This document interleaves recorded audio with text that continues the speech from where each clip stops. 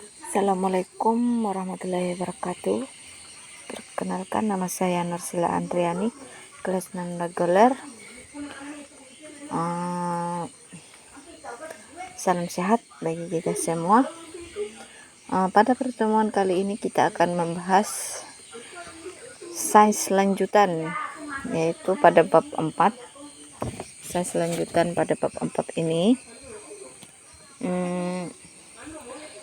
dimana bab 3 itu membahas sains juga, ilmu pengetahuan, tetapi dalam hal ilmu matematika, ya, geometri. Pada bab ini, ilmu alam ini atau sains ini dapat diuraikan dasar ilmu pengetahuan. Dasar ilmu pengetahuannya di mana dalam sains ilmu ini itu menguraikan ilmu alam, tapi dalam pokok besarnya melayani seperti bintang, bumi, matahari, udara, ilmu masyarakat, sampai ilmu ekonomi, sampai politik.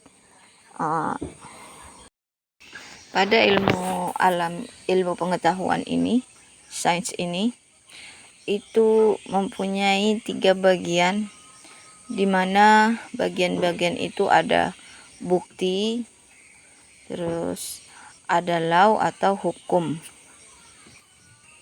Kemudian yang ketiganya yaitu metode, di mana metode ini disusun ada induksi, ada dedukasi, dan ada verifikasi. Dalam pembahasan ini kita masuk pada pasal bukti. Pasal bukti ini itu adalah utama atau hal utama untuk membentuk hukum ilmiah atau law tadi. Jadi para ilmuwan itu harus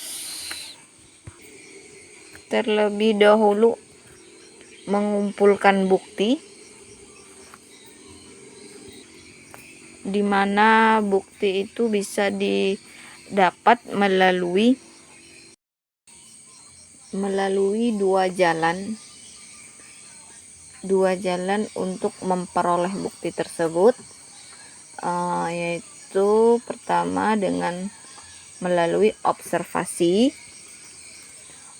mengamati. Terus yang keduanya melalui jalan eksperimen dan pengalaman. Kemudian kita masuk pada pasal law atau hukum tadi. Kita bertanya-tanya, apa law itu dalam ilmu sains atau pengetahuan tadi? Terus kita jawab, law atau hukum itu adalah ilmu ilmiah yang menyusun berbagai bukti yang tadinya terpancar-pancar menjadi satu kesimpulan tadi. Kita ambil contoh sederhana tentang air mendidih, di mana air mendidih tersebut 100 derajat Celcius itu normal. kita masuk pada pasal 3, yaitu metode atau penyusunan induksi tadi, dedukasi dan verifikasi. Kita akan membahas pada induksi, penyusunan induksi, di mana penyusunan induksi ini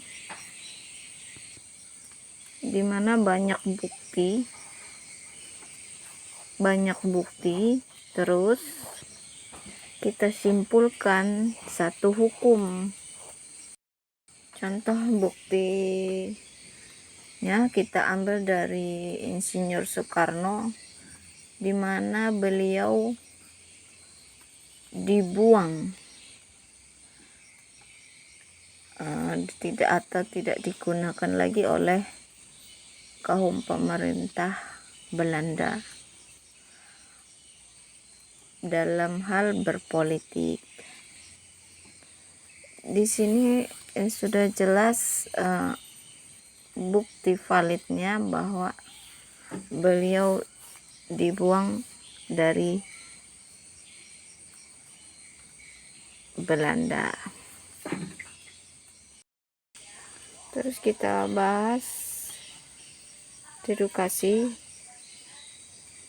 di mana dari hukum atau kasus hukum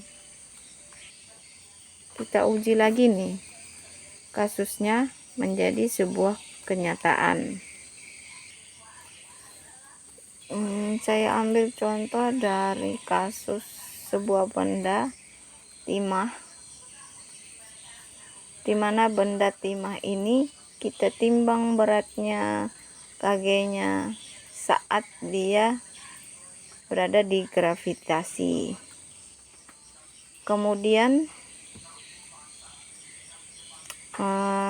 kita masukkanlah ke air, ke dalam sebuah wadah.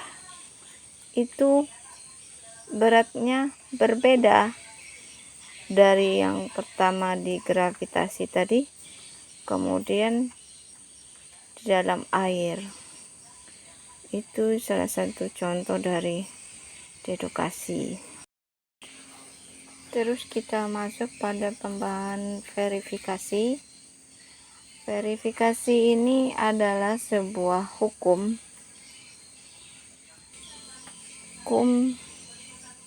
pengujian ulang tentang kebenaran hukum tersebut. Kita ambil contoh dari eksperimen dari timah tadi, itu selalu diulang-ulang kebenarannya, makanya itulah disebut dengan verifikasi. Terus kita masuk pada batasan ilmu pengetahuan atau sains, di mana pada zaman dahulu itu perbedaannya sangat signifikan, di mana para ilmuwan itu meneliti itu tidak canggih. Jadi penemu-penemu itu terbatas. Contohnya kita ambil itu pada zaman sekarang kan banyak orang menggunakan teleskop, terus astronot. Jadi pada intinya batasan ilmu pengetahuan tadi itu ada eksternal dan internal. Jadi pada eksternal ini dimana maksudnya itu dimana mempunyai hambatan juga dalam zaman sekarang ya, itu dalam hal politik itu hambatan dari luar.